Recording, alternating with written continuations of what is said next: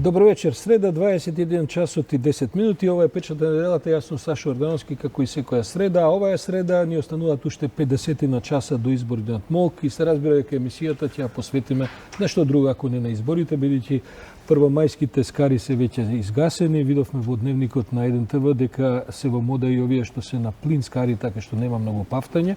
Меѓутоа, бидејќи надвор заврна барем во Скопје, претпоставам дека оние кои што беа излезени да го прослават 1 мај, а некои од нив и протестираа, барем се поштеди од дождот до вечерниве часови. Вечерва со мене во студиото се тројца соговорници кои што намерено ги одбрав да не бидат, како да кажам, од некакви високопарни теориско-професорски структури и така натаму. Ја ги опишувам како паталци, а не гаталци. Бидејќи се тоа тројца луѓе со кои се знаеме долги години, а кои што во политиката и на науч, што се вика внатре и надвор и така натаму многу преживеа во последниве 2 децении. Ване Цветанов ни доаѓа од невладината организација Зелена лупа, инаку познат во јавноста по својата долга кариера и во власта, и надвор во власта, и како вистински паталец, Ване. Мислам дека е тоа точен опис. Точно така.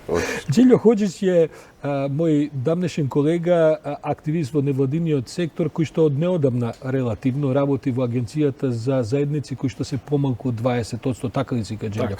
Така е, тој е државна агенција, кој инаку бошњак по своите национални определби, а е еден од редовните критичари, колумнисти и така натаму на власта, на политичкото секојдневие во Македонија со години назад. Джилјо, добро вечер. Благодарам на поканата и поздрав за гледачите. Се надевам дека ќе имаме добра дискусија. Јаце Диневски, кој што би можела да го представам уште од 80-тите години, Аце не е прв пат во ова студио. Александар Диневски е наш аналитичар кој што особено се занимава со безбедносни и тој тип на проблеми и анализи, а во последните 3 децении има активен придонес на политичката сцена во Македонија, баш од тој коментаторски статус. Александар, добро вечер. Добро вечер. Ние ќе разговараме на ти вечерва, бидејќи се знаеме долги години, а и мислам дека ќе треба да биде дискусијата. Не заборавите, нашите гледачи вечера се најадени, добро спремни. Почнува мај месец. Работничката класа. Така е, породно и 2 мај да се работеше, па имавме ден за одбор од прославите, меѓутоа еве од утре се работи.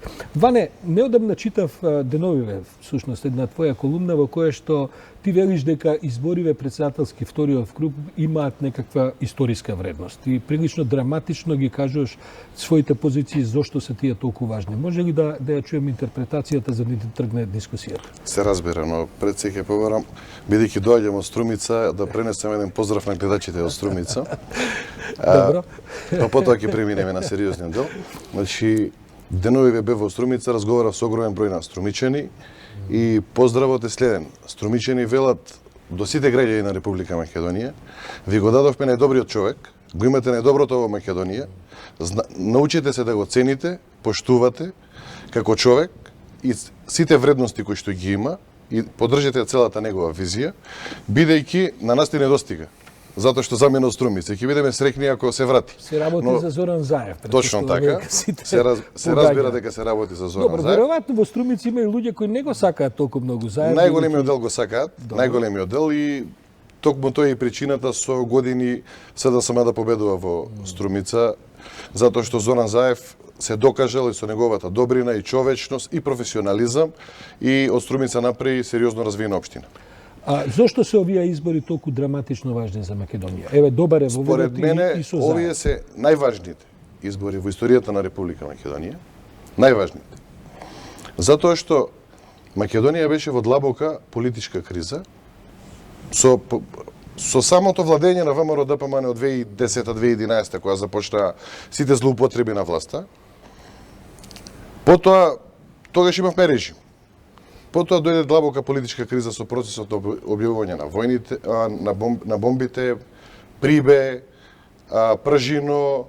Сите бевме сведоци на тоа. Еден драматичен период. И Македонија помина фази каде што сме во НАТО, пред НАТО, преговараме, бевме во ЈАТО, па не изфрлија од ЈАТО, нешто се случи Букурешт и така натаму.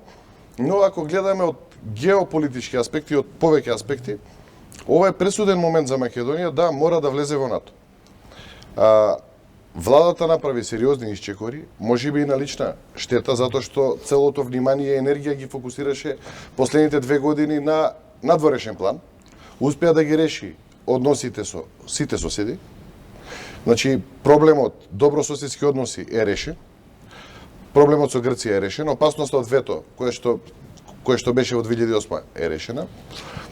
Поминаа сите тешки задачи, помина и Преспанскиот договор, се беше победа во собрание така за тоа натаму. се плати висока политичка цена. Тоа ја Но гледаме. фактот е да погледнеме сега каде се наоѓаме. Сега сме пред портите на НАТО. Во најголем дел од државите, во нивните парламенти се ратификуваат документите кои што се потребни за Република Македонија да биде поддржана и да стане членка на НАТО. Од ова состојба дека Република Македонија ќе влезе во НАТО, а со тоа ќе биде бетонирана незината граница и интегритет, затоа што тоа стои во, значи, во самите правила на НАТО, дека доколку биде загрозен територијалниот интегритет на една држава, останатите членки се должни да Така, да го напад на чуваат една и држава така е напад натаму. врз целата алијанса. Член Значи, 4 од влезот на Република Македонија во НАТО, значи печат конечно за тапијата која што ја добивме ние де факто во Обединените нации, каде што е признаено и народ и јазик и така натаму. Сега практично со ова се бетонираат и границите и Република Македонија ќе продолжи да опстојува како држава за веки веков, што би рекле старите. Сега, ова не им одговара на одредени сили, ова не им одговара на одредени мрачни сили од повеќе држави, не само од една. И тука се случува еден процес на мобилизација како да се спречи влезот во НАТО. Не ја поминавме веќе таа точка на Не е драматичен помината, момент. овие избори се последниот удар.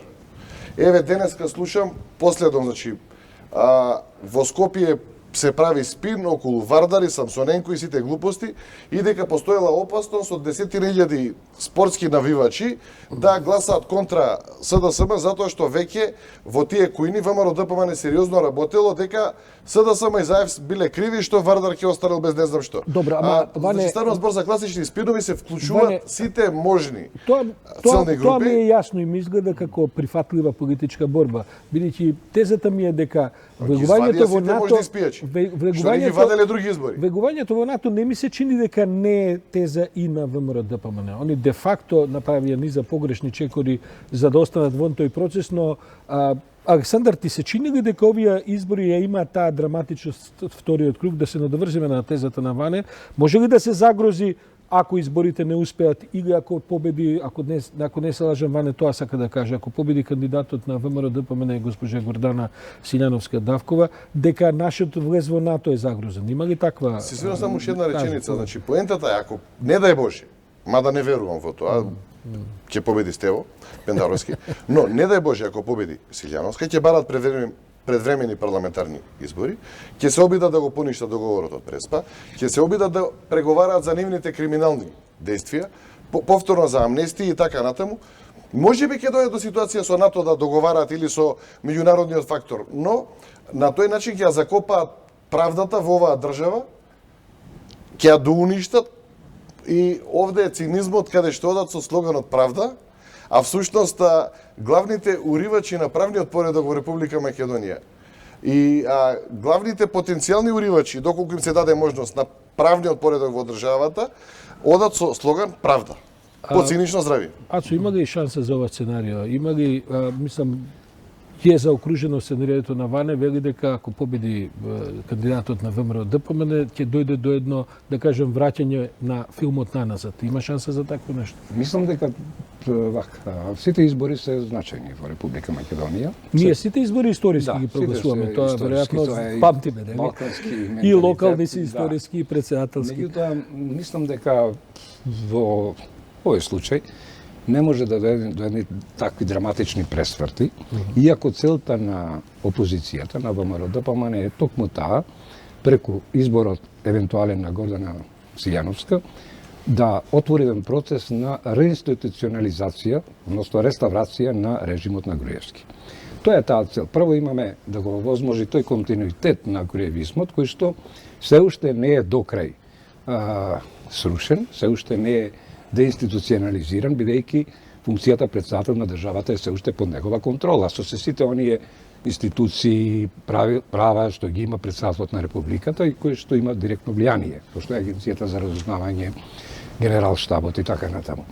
Меѓутоа не би драматизирал до толку дека евентуален избор, што малку е веројатно, на Гордана Стојановска би ги спречил оние клучни процеси кои што се одвијат во Република Македонија, тоа е приемот на Македонија во НАТО или нашите аспирации кон Европската унија. Дури самата кандидатка Гордана Стојановска не оди толку тврдо дека во случај на победа би ги прекинала тие процеси или би ги загрозила. Па мислам дека ја промени реториката комплетно во вториот круг. Комплетно. Тие дури имам впечаток дека тие заборавија на Преспанскиот договор. Точно така. Тие ги спомнуваат само колку да задоволат една групација која што постои во приврзаници на ВМРО ДПМН, кои што се уште се радикално против и Преспанскиот договор, радикално против влез во НАТО и инклинираат кон Руската Федерација и за да балансира, за да останат тие гласови во рамките на ВМРО ДПМН, односно да гласат за неа. Иначе, целата филозофија на изборите на кандидатката на Гордана Стојановска-Давкова на овие избори се сведува на една единствена цел. Во правото постои една институција, вика реституцио ин интегрум, враќање во поранешна состојба. Со нејзинот избор, сметаат тие, нивната стратегија, таа би се отворил еден нов процес на повторно реинсталирање на груевизмот, односно повторно враќање на оној период пред 2015 година, кога де факто започна неговото детронизирање. Иако Силјановска вели дека е таа за юридизација на политиката, дека токму напротив, дека ќе се заложи за практично воведување на правото во терањето на политиката, а тоа би било голем преседан на овој опит што и ти го правиш.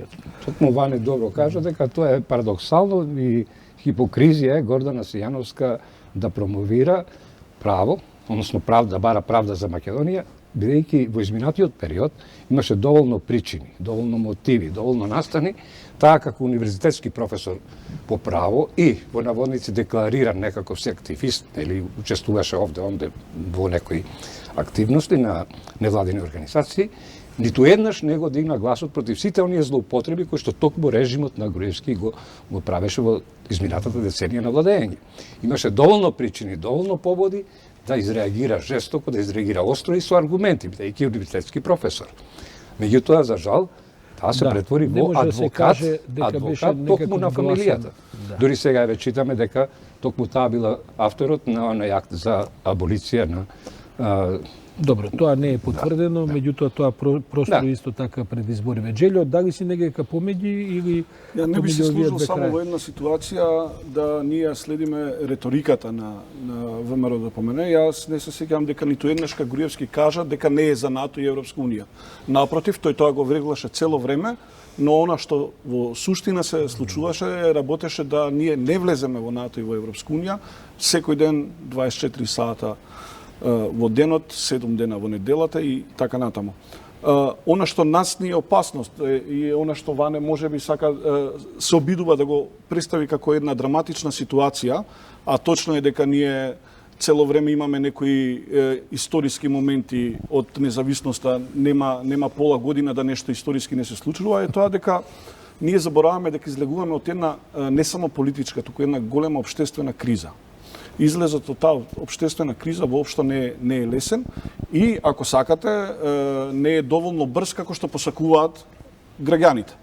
Но, она што може да се случи на овие избори, доколку речеме опцијата нема доволен цензус на претседателските избори, е да се вратиме назад од патеката која е успешно поставена барем во меѓународната политика, а тоа каде што владата ги има најдобрите оценки во моментов, и да речеме да се вратиме во еден погрешен правец, кој правец не води кон НАТО и Европска унија, иако декларативно тие што би не повлекле натаму збора дека се залагаат за тоа. Во целото ова сценарија што тројцата го образлагате, во суштина јас не гледам дека е проблемот кај ВМРО ДПМН. Гледам дека е проблемот пред се во излезноста. Таа излезност потврди во смисла на интересот на граѓаните воопшто да бидат вклучени во политичкиот процес.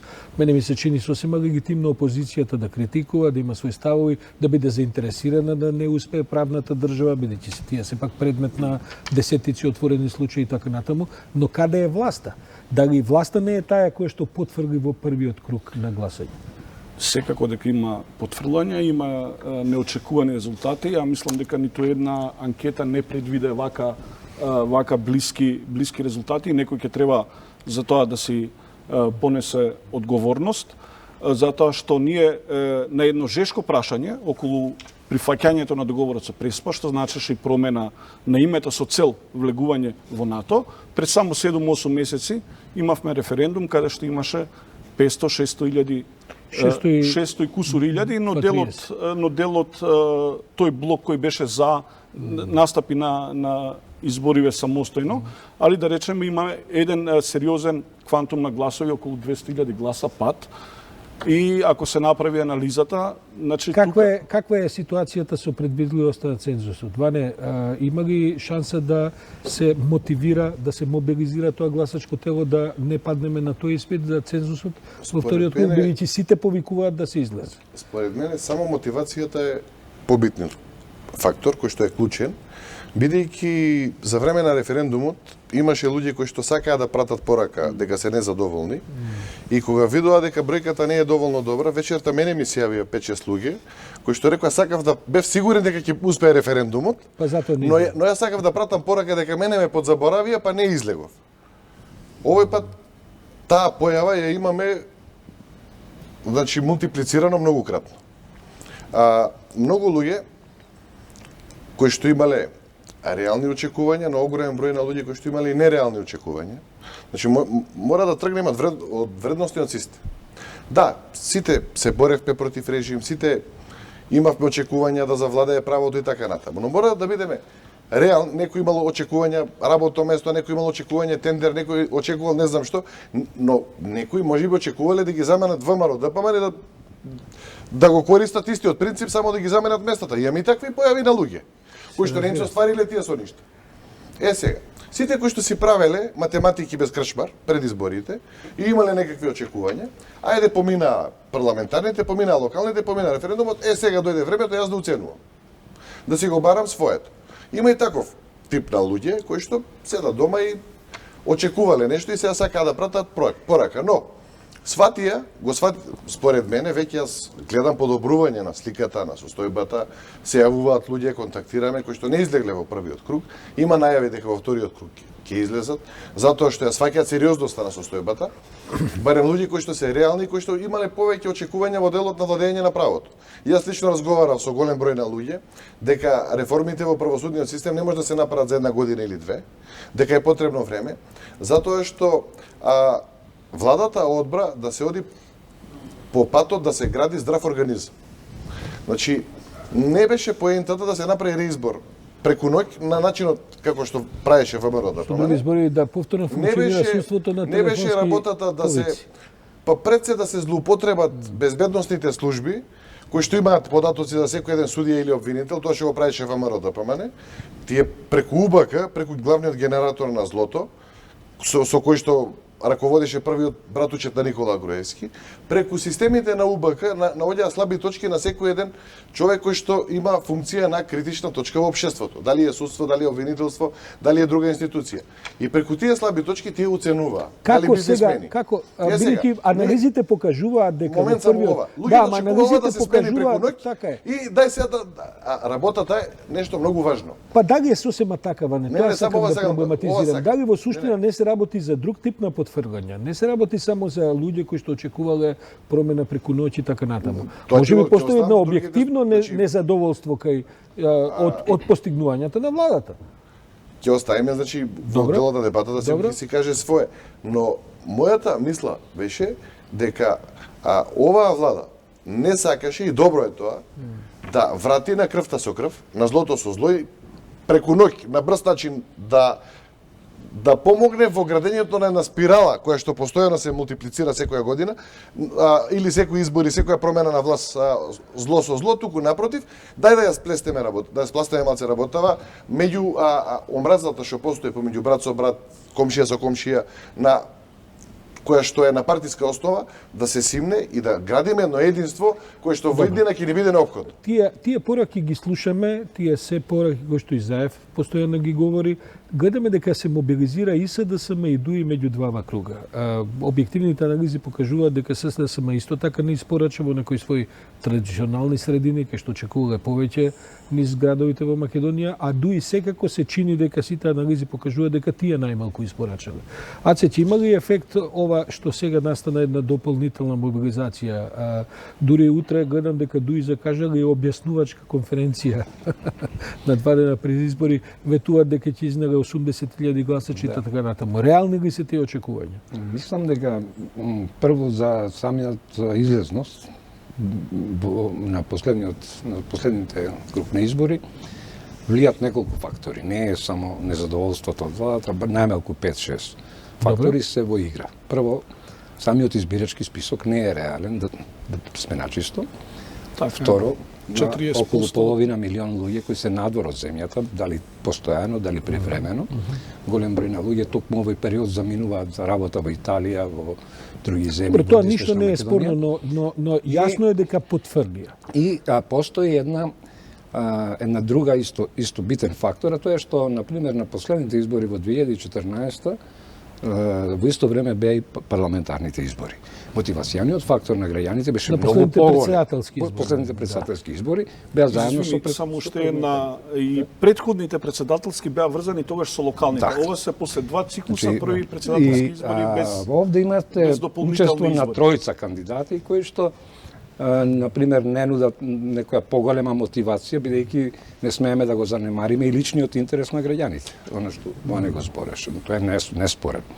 Факт е дека постои одредено незадоволство од потезите на владата. Не се многу популарни, например договорот со Преспа, иако најголемиот дел од граѓаните го поддржува како и знае зашто е многумина погоди тоа. Но сепак мнозина погоди, да бидеме реални, и дека се уште кај еден сегмент, кај еден добар дел на граѓаните постои незадоволство. Дури кај оние кои што го поддржуваат, кои што се свесни за неговото значење, но интимно постои отпор. Второ, владата и покрај напорите што ги правеше за реформи и за тотално реформирање на претходниот систем, во овие 2 години не успеа докрај да испорача одредени резултати кои ги очекуваа граѓаните.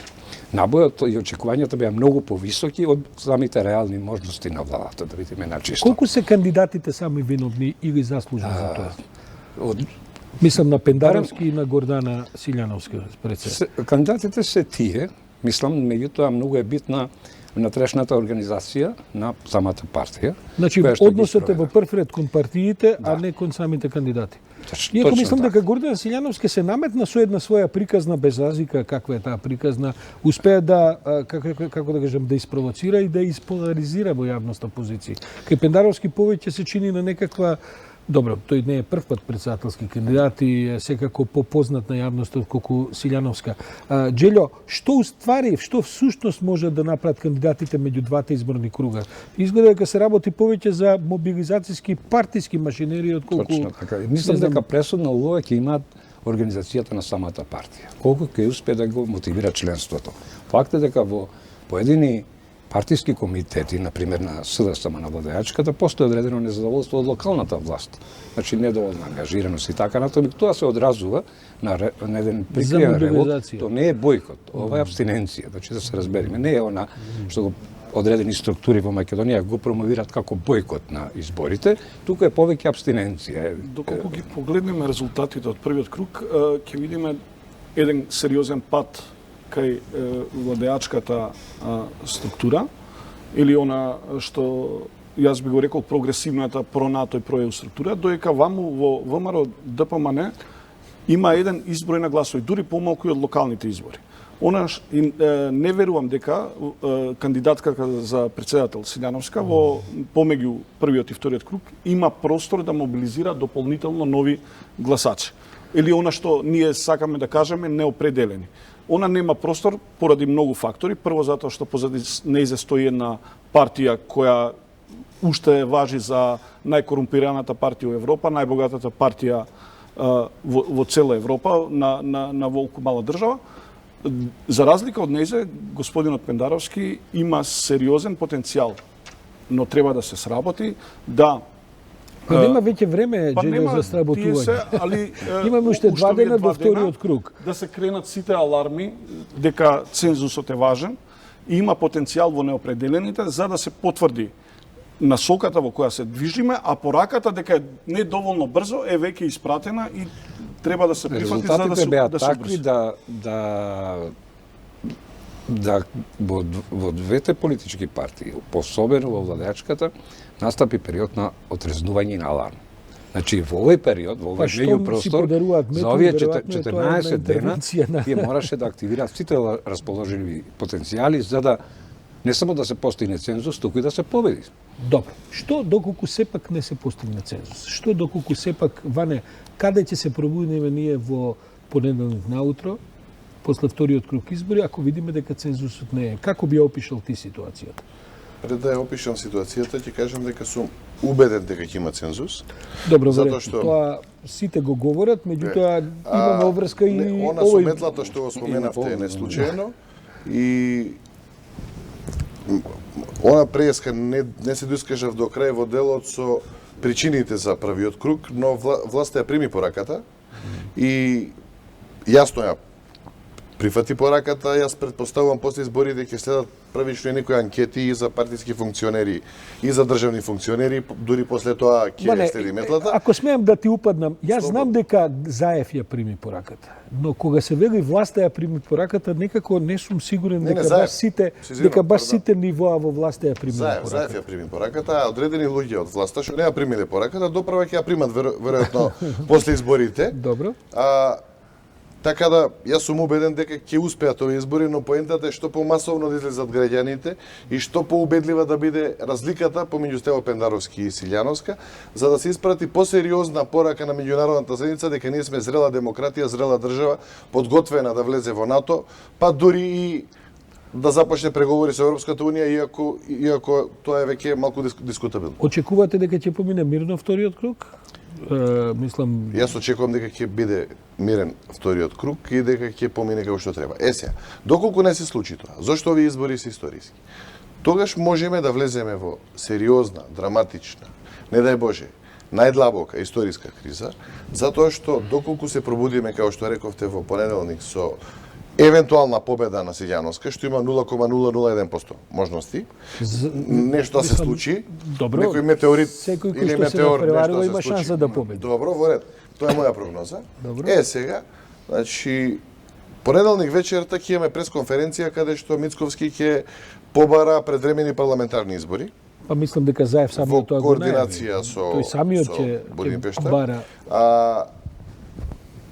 Да сум на местото на Заев трагајќи како човек, после се што сум направил да добијам повтор пат таков негативен резултат, ќе речам фала ви на сите граѓани, и ја ќе си одам у Струмица, ќе си го живеам убаво животот.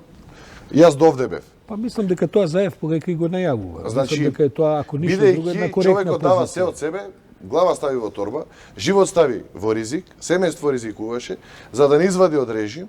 Значи, неговото семејство и неговите компании, јас знам лично колку претрпеа, само 1.600.000 евра казни имат платено за 5 години, моја информација од прва рака, значи плюс сечени бизниси, плюс штети и така натаму, и пак обстојуваат. Заев има каде да се врати и да го тера животот. Тој остави комфорен живот. Добро, но ова е приказна која го влезе во една Заев. варијанта Ова е да ја приказна исправа која го државата надминува Заев. и да дозволи некој што не му е ни до колена да зборува за него, да дозволува да го маловажува или да му се меша во приватноста, да му меша семејство. Значи, на секој ден човек ќе му дојде преку глава и ќе рече: јас направив се што можам за оваа држава, ја ставив на шините за НАТО, ако сте решиле, јас се повлекувам, па терајте понатаму. Но, јас сум убеден, пак ќе речем дека тоа нема да се случи, но со враќањето на Заев, не дај Боже, тогаш јас не прогнозирам добри резултати за СДСМ воопшто. Доколку се случат парламентарни избори, да? Па ја не гледам кој би го заменил Заев. И јас од оваа бројка, без Заев, моја прогноза е дека и од овие 320 или колку илјади гласови што беа, да не беа Заев и Пендаровски, одредени структури од СДСМ немаше да добијат повеќе од 250.000 гласови. 220 до 250. Другото е за атар на Заев. Верувајте ми. Добро, лидерите се секогаш важни во партиите. Не, збориме за човек со посебни особини и посебна додадена вредност затоа што жртвуваше многу за да се спротивстави очи во очи на режим, да сруши режим и да не стане на колосекот каде што ќе се движи ние Ване, како мислам дека нормалните држави. Александар нема толку драматична прогноза и сценарио за после Не, изборите. за само да го продолжам, значи, потоа може да се врати ВМРО ДПМН на власт, Добро. па потоа може да следи пазарење за поништување на договорот од Преспа, уценување пратеници за да се дојде до 2/3 Ајде да видиме, може ли може да се дојде до пеколни сценарии Ја разбрав и тезата. до распад на државата. Може ли до таму да се дојде, може ли договорот Преспа воопшто да биде Може проблематизиран, да се дури и распадне по цена, Македонија. дури и по цена да дојде ВМРО ДПМН на власт во некаква догледна иднина во, да речеме, оваа година, во некакви предвремени парламентарни избори. Познан неуспехот би рекол дека навистина е непријатна ситуација доколку не успеат претседателските избори, иако во Уставот има решение, се распишуваат нови избори. Така. И не знам зашто тие би биле врзани за нови парламентарни избори. Уставот си има решение. Па добро, затоа што Ване Да. е во право и опозицијата притиска и самиот Заев Добро, рече дека притиска, доколку ги избори... работата на изгуби опозицијата да председателските притиска избори, секој ден да има и ги нови доколку парламентарни бидат избори, бидејќи тоа е единствен Се начин да разбира. дојде на власт. Тоа е Се сосема разбира. природно и нормално. Но мислам дека не се спремни ни ВМРО да помане за нови парламентарни избори, иначе они би барали претходно да бидат споени, но тие не бара претседателски избори, за да можат прво Да се измерат. Да се измерат, за да Така е. видат дали ќе можат да евентуално Да им победат се на резултатите изборите. многу поволни на нив, мислам. Работата е таква што никој нема поволни резултати. Да, затоа ја реков, овие резултати беа најпогодни за длабинска анализа во самите партии и за отрезнување. Дека некои работи ќе мора да се преиспитаат, некои чекори, некои кадровски решенија, некои постапки.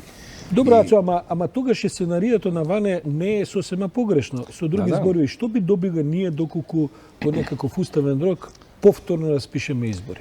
Председателски. Мислам, на крајот на криштата, што ќе се промени за 2 месеци или за месец дена или за Да е 3 месеци? неповолна ситуација да се разбереме, затоа Значи, што ќе влеземе во една политичка криза. Во една политичка криза, не е уставна, бидејќи уставот има решение, но сите реформски процеси би се забавили или би биле сопрени.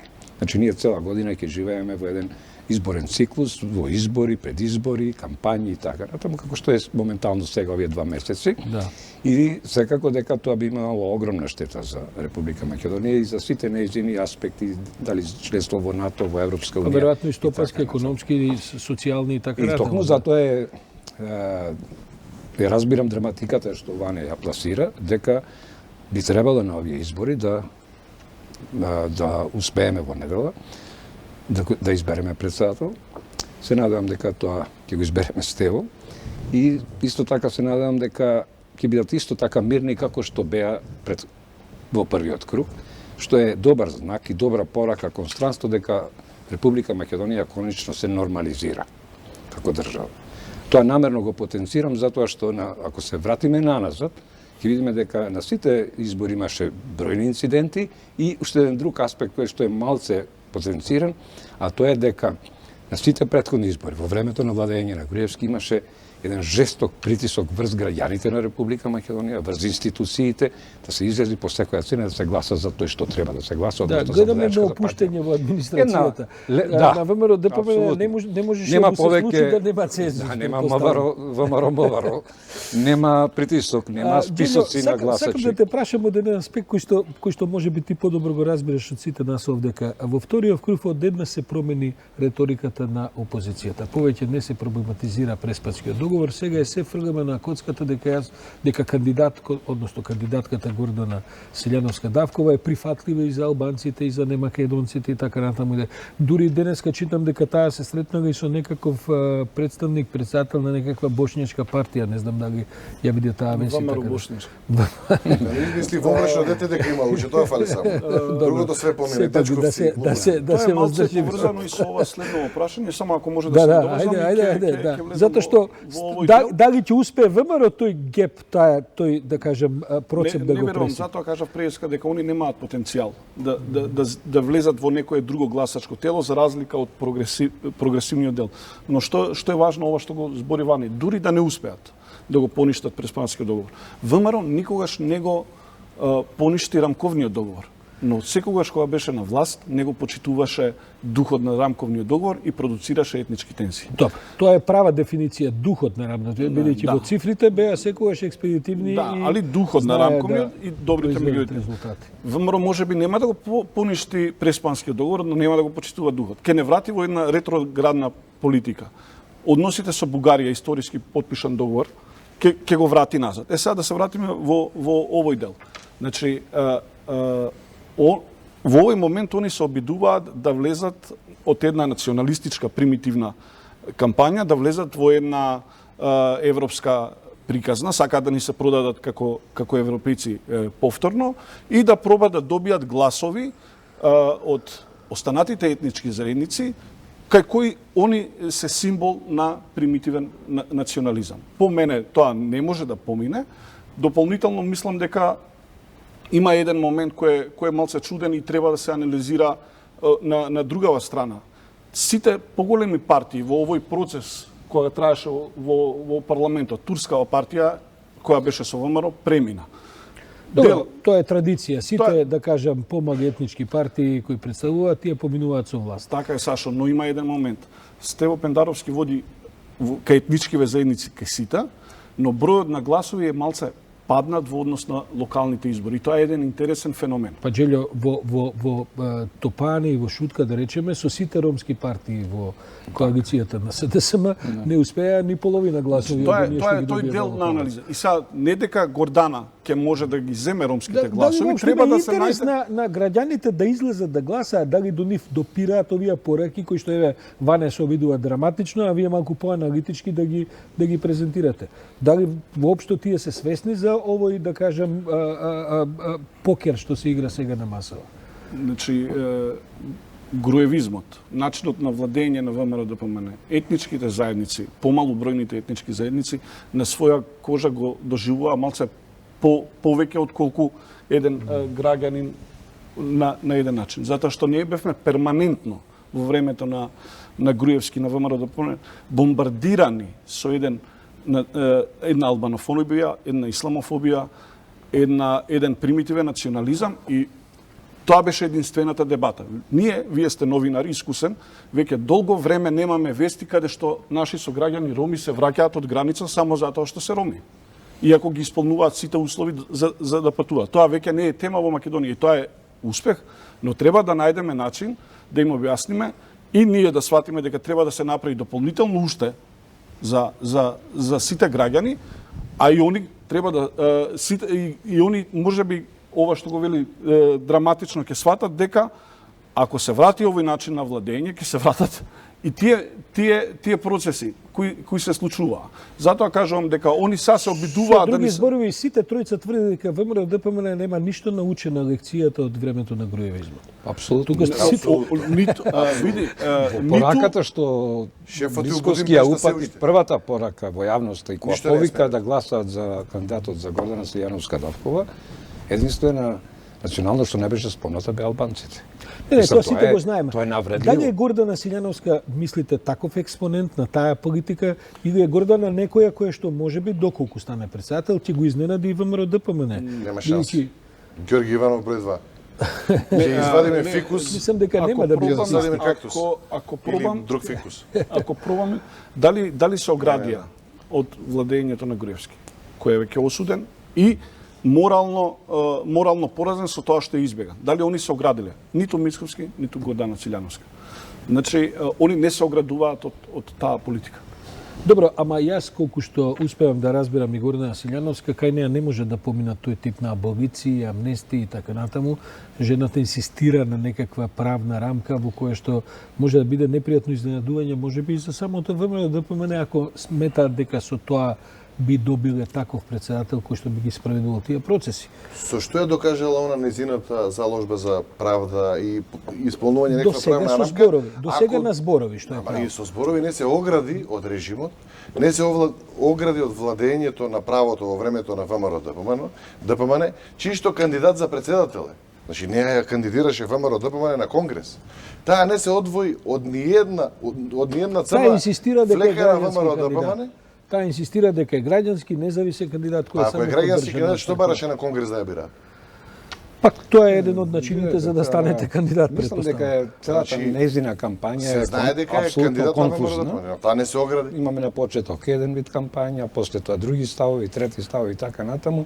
Лично вака сум разочаран токму од Гордана Силјановска Давкова, затоа што очекував дека како универзитетски професор ќе даде една специфична тежина на целата кампања, на пораките што ги нуди, на мотото под кое настапува. Што добивме ние? Ние имаме, викаме, правда за Македонија, но таа мото, таа парола остана празна, без содржина. Каква правда? Како ќе испорачано таа од позиција на председател? За мене е несватливо да тоа веќе го покажа во неколку наврати, дека таа практично не ги знае ингеренциите на председателот на Републиката. Добро, навлегува во сфери кои не се надлежност. Предпоставувам дека секако добро ги разбира. Ги разбира, но во кампањата покажува незнаење. Зошто? Затоа што навлегува во работи кои што не се во надлежност на председателот на државата. Ние ништо не слушнавме, например, од неа за надворешната политика. Каква надворешна политика ќе биде? Не слушнавме за тоа за безбедносната политика, каде што токму председателот на Републиката Но слушайте да ви кажам, има носечка може би позиција. тоа успех на тој кандидат кој што темата што најдобро ја владе успее да ја наметне во целата кампања. Може би тоа проблем за другата кампања која што не успеа да се извлече од тоа наметнување да постојано Гордана Силјановска ни држи лекции за поправо. Ќе излезе на дебата, ќе излезе на телевизиска емисија. Нема врска од лекција. Добро, знам, ама другава страна требаше се обиде да наметне други Празни теми. флоскули. Може би не успеа до крај. Може би тоа говори е... за некакво право и правда, алудирајќи на обвинетите и осудените за 27 април за крвавиот настан во собранието на Република Македонија. Еден збор не кажа за жртвите на правосудниот систем од режимот на Груевски, помеѓу кој и Диневски. Сте се сретнали ли вие со Гордана Силјановска? Ниту сакам да ја сретам, ниту имам намера да ја сретам, затоа што не ја верувам. Таа еден збор не кажа, таа прво не ја осуди аболицијата од Иванов, не се огради од тоа. Како иден председател дека не би направила такво нешто. Па добре, ако е Не точно видовме дека ја такво нешто. пишувала таа аболиција, веројатно... Точно така. Да, не даде одговор на прашањето, беше јавно прашана, дали е автор на документот за аболиција. Не даде одговор. Доколку некој биде обвинет, а е кандидат за председател, со такво тешко обвинување, а е чист, ќе искочи во првиот момент и ќе се огради од доколку е лага. Што молчи, значи е вистина. Таа не кажа ниту еден збор за газењето на правото кој што беше нотирано во сите меѓународни извештаи, во извештајот на Прибе, значи не само за Диневски, за Кежаровски, за еден куп политички монтирани случаи, таа не се и од извини. Таа тоа го третира како нормално, таа жртвите на правосудниот систем од режимот на Груевски, кои што голем дел се уште и гнијат во Идризово, ги третира како криминалци на истиот начин како што ги третира и Груевски, и Мицковски, бидејќи до денес не слушнавме никакво извинување за таа мрачна доба, а има луѓе кои што се уште лежат во затвори или се уште се влечат по судови, тие ќутат за тоа, а говорат за некакво владење на правото. За какво право, за каква правна држава имаат легитимитет тие да говорат? Немаат право. Добро. Така да само го злоупотребија слоганот правда. Дебатиравме што би се случило, не дај Боже, доколку им се даде можност тие да располагаат со правото, тие ќе располагаат на истиот начин, ако не и подраматичен, затоа што можеби сега се ранен звер. Ја разбирам јас таа реторика, меѓутоа од друга страна, можеби се чини, можеби мојот впечаток е од овие воздржани едно 200.000 граѓани кои не излегуваат да гласаат, тие веројатно добар дел од нив не излегуваат и заради тоа што нема чувство дека правдата се испорачува. Така што би било некоректно само опозицијата и овој кандидат кој што точно е тоа, со ништо не се оградува. Постои одредена разочараност и кај членовите, кај приврзениците кои на СДСМ, односно тука како нивни подржувачи се јавија еден широк спектар на луѓе од различни профили, од различни идеолошки провиниенции. Сето тоа сублимирано во шарената револуција. Практично паролата нема правда, нема мир, од тука потекнува. Така да Гордан ја злоупотребува. Кога ја гледаме реториката на СДСМ, тие најавуваат метла во градоначалничките функционери, што веројатно секогаш има простор човек да замете на секакви нивоа на власта во Македонија. Меѓутоа не сум сигурен дека ја разбираат оваа порака за која што вечерва разговараме. Ќе мора да ја разберат затоа што очигледно е дека после ова опомена која дојде во првиот круг, ќе мора да се седне таму и да се анализира. Секако дека во непопуларно е меѓу два круга да преземаш такви радикални чекори на смени, ниту е возможно. бидејќи и по закон не може да се занимаваш со смени и така. За кандидатот би сакал да кажам за Гордана Јанкуловска ќе речем. Добро, имаш причини зашто Имам Гордана причина. Јанкуловска ти се врти во Значи, мозокот. не верувам дека кај неја има таков политички капацитет да направи еден историски исчекор и кога хипотетички би била избрана за председател, дека таа ќе направи еден радикален пресврт, односно ќе биде навистина председател на државата за сите граѓани на Република Македонија. Напротив, сметам дека ќе биде една уште побледа, дури полоша копија од сегашниот председател Ѓорѓе Иванов. Дефинитивно ми е јасно дека самиот настап, самите оние реторика, самите методи кои ги употребува во кампањата, кои не приличат на еден универзитетски професор, бидејќи изнесува работи кои што се лесно проверливи и иде на противникот ad hominem. Знаеш што значи тоа? Се разбира, Директно лице. лично, да. Значи, не ми дава мене аргументи дека таа би била нешто поинакво, односно ние би добиле некаков нов председател и би добиле некаква нова политика. Напротив, би била бледа копија на сегашниот председател Ѓорѓе Иванов. И уште полоша, Но што zanimljivo може да гледате- биде и правно покриена, бидејќи сепак разбира од право. Да, но гледайте, сите тројца вечерва истрошивте 80% од времето разговарајќи за Гордана Силјановска Давкова. Тоа веројатно говори и за една релативно успешна изборна Имав стратегија. една друга мисла сега, Затоа што да го побијам мислам тоа. дали на одреден начин Пендаровски го ставаат како апсолвиран политички карактер, личност и така натаму кои го знаат, за кои што веќе имаат донесено одгледани ставови, а Гордана професорката се испорача како еден нов лик, па сега сите се занимаваат со неа. Или можеби таа сепак успеа да доминира во кампањава, па макар и преку гафови. Веќе ние гледаме дека се испорчуваат разни гафови Да, на Ова како дневно може? ниво. Гафовите се добро, симпатични во Добро, секој случај. по гафовите понекогаш има и Да, може пропагандна да, и димензија. намерно се Се пласира. разбира. Под број 1. Она што го поставивте како прашање, значи Стево е докажан политичар, бил шеф на кабинет на председатели на држави, искусен политичар и нема што да се разговара во делот на Стево, бидејќи тој е идниот председател на Република Македонија, кој што го заслужува. И тоа го затвараме како тема. Овие избори акцентот Барем во светогледот на Ване, тоа го затвараме како тема. Добро? вака. Значи, овие избори акцентот е ставен на Гордана Силјановска и незините цинични гафови. Може би у следна емисија ќе каже и уште боšnjacите не ги спомена, може вонбрачно дете да извади. Не знам. Ве молам Значи од да се- сите да се етнички воздржите заедници од тој извади тип, по да. нешто. Добро, гафови Со цел имаше, да но- се доближи. Не Но, проаѓа да се вратиме на сериозноста сега. Дали малце- ќе помине таа малце шала. реторика? Мислам Вака дека нема ќе да помине. помине.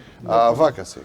Значи, овие избори имаше две пораки. Односно, фокусот беше кон гафовите на Силјановска и пораката, испраќање порака во првиот круг кон Зоран Заев во делот на незадоволството од одредени работи.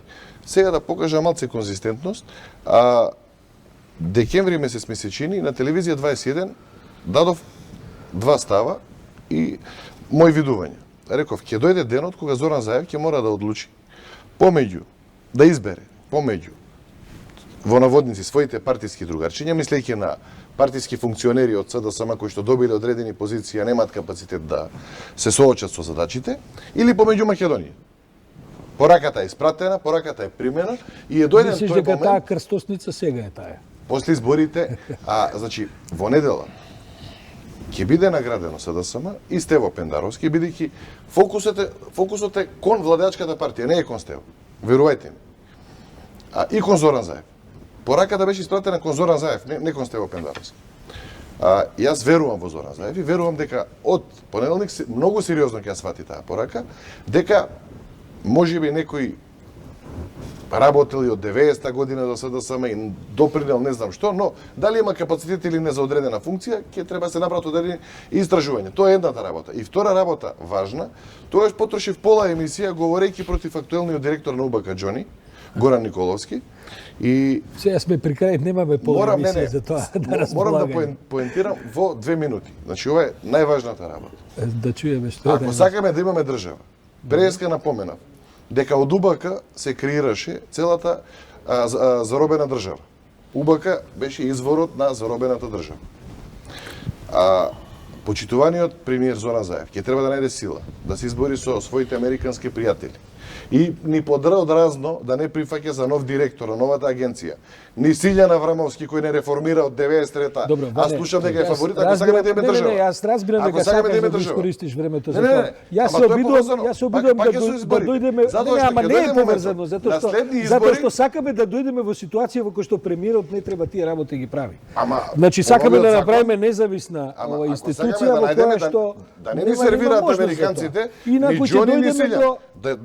Да најдеме човек што ќе направи македонска служба. Па разбирам, ама јас сакам да македонската служба не биде уопште битна у македонскиот политички живот. Во моментов се уште тоа е идејата, затоа што таму се компрометирачките материјали за сите суди, обвинители и за се останато.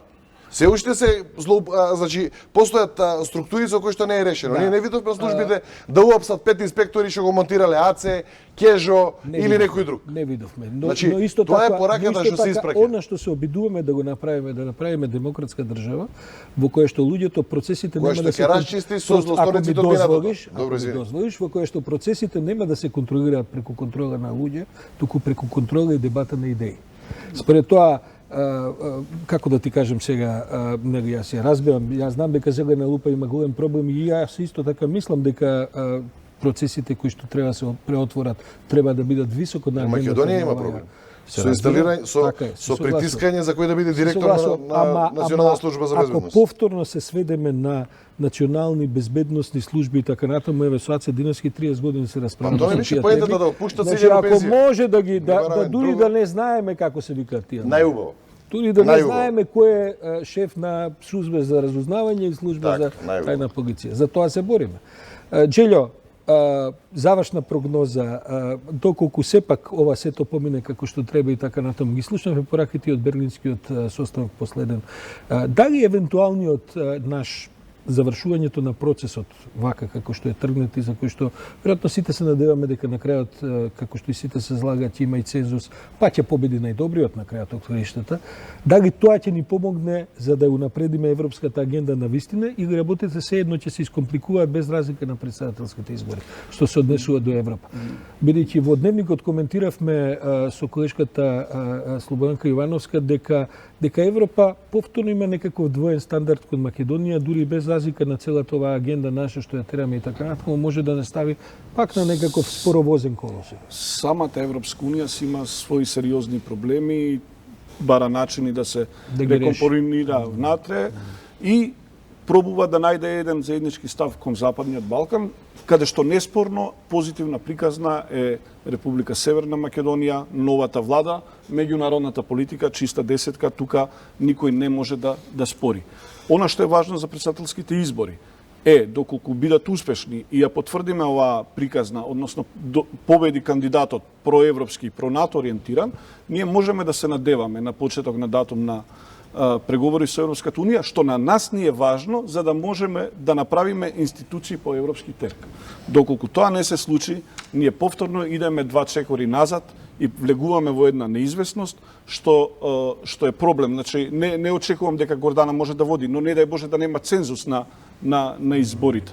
Ние повторно влагаме во една политичка криза, а уште не излезени од целосна општествена криза и една сериозна неизвестност. Добро господа, да завршиме со тоа, но ако гласачите решат да не излезат на гласање, мислам на крајот на криштата тоа е волјата на избирачите. Точно така. Така Јаце, на крајот и тоа е некоја порака која што ги делегитимира постоечките политички структури, партии и така натаму, и тоа мора да се почитува. Тоа е еден сериозен сигнал за темелно преиспитување на некои состојби. Па дури на целиот демократски модел, процес кој што го практикуваме. Еден сериозен аларм кој што треба најпрво да ја алармира власта и да направи темелно преиспитување на досегашниот тек на реформските процеси. Каде тоа кочи мене и зошто граѓаните се незадоволни.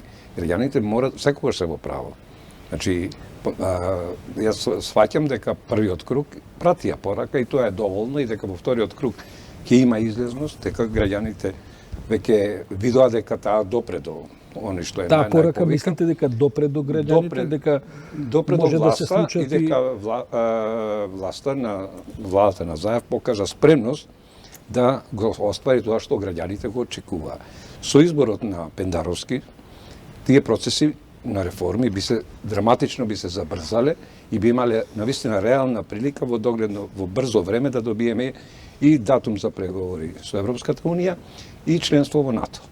Додека пак со изборот на Сијановска тие би биле забавени. Само уште Проблемот ќе биде само под еден услов би се забрзале, доколку Сијановска успее да се договори на некакви непринципиелни, не знам какви преговори со владата за спас на фамилијата. Таа е нејзина адвокат и таа единствена нејзина улога зашто е кандидирана е таа. Нема друга. Джелјо поведи. Посебно важно... Ќе ви кажам и зашто се смеам. Се смеам бидејќи знаев дека вечерва нема да добијам дволични ставови. Туку секој од вас ќе се обиде директно, без многу тактизирање да го соопшти тоа што има да го каже. Посебно важно во регионалните случувања, ова што и зашто се одржуваше Берлинскиот самит сега, ние гледаме дека има проблем помеѓу Белград и Приштина, има тенденции да се отворат границите на Балканот и ние во овој момент не би требало да си дозволиме таков луксус за да се вратиме повторно назад каде што е потемно и понеизвестно. Добро, господи, ја мислам дека искористите... само пола минута. Мора да ваде да му даеме завршен збор, инаку не можеме да завршиме емисијата. Ајде, Ваде. За во недела. Народот ја прати пораката минатиот круг. Добро. Овој круг ќе биде добар. Заев ја прифати пораката, ја прими и ќе го оствари ветеното и после изборите, после победата на Стево Пендаровски, ќе следи процес на прочистување на одредени структури. Останува уште американците да го исполнат своето, да не прават притисок за нови директори на безбедносната служба, кој што е најважно и стојам на тоа и ќе стојам до крај, да не биде Силјан Аврамовски или Џони, нивниот миленик. Ама јас разбирам дека емисија може да се злоупотреби. Поентата е, сакаме може ЕУ. пет пати да се сакаме кажат ЕУ. работите. Му ставите на АЦЕ датум за преговори. Ние никогаш нема да добиеме датум за преговори, доколку еден од овие двајца ликови биде директор, затоа што службата цело време ќе ги обструира реформите во правосудниот систем. Тоа сакам да го кажам. Добро, Ваде. Се надевам дека ќе не остат на раца сами да си направиме држава во тој дел. И нема да лобираат со нивни миленици. Добро, Ваде, и би испративме порака и на американците вечерва. Мислам дека на сите им испративме пораки. Ви благодарам вечерва што бевте мои гости и се надам дека ја дигнавме температурата кај сите оние што размислуваат дали да излезат или да не излезат во недела на гласање, а како ќе гласаат е сепак нивна работа, но цензусот е важен да се исполни. Ви благодарам, вам почитувани гледачи, ви препорачувам да останете со РНТВ, бидејќи следува еден американски филм, а потоа ќе го гледате и завршното издание на денешните вести на РНТВ. Јас сум Сашо Ордановски, ова беше Печат на неделата, се гледаме следната среда.